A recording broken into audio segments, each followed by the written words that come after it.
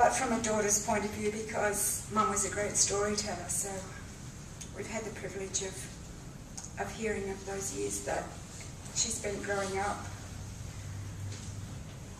of the sadness she had with the passing of her father, and the great love and bond that developed in that family, and so much of it to our grandmother, Kiliakula,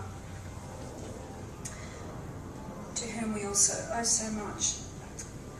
The story is inside the brochure that the family has made, so I won't read it all, but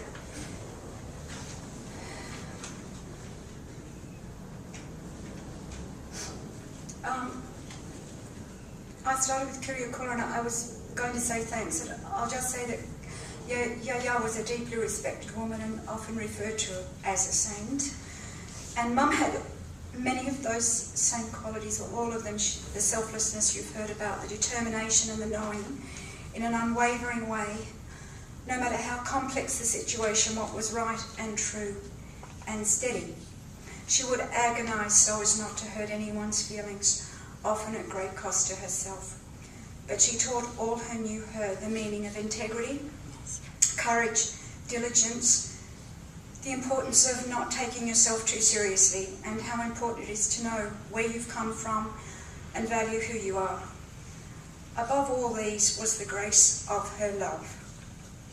I think everyone here today is testimony to that, to come through that storm, to pay homage to Mum and to send. We've just been inundated with emails and messages from people who are too ill, but they found enough energy to write to us about their feelings of Mum, and they all tell the same story.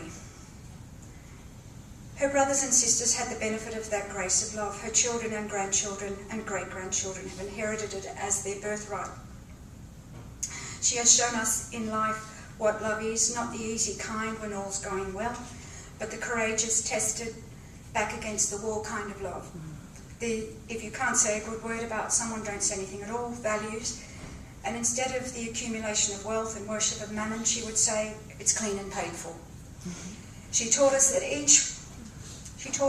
each that with the gift of life come other gifts, and with that it is our responsibility to fulfill those gifts in our lives and to teach them to our children.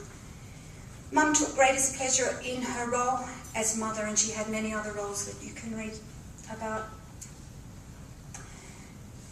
And in that role as mother, teacher and nurse, and her greatest passion was reading. We three were the product of the Dr. Spock generation and Oslo lunches.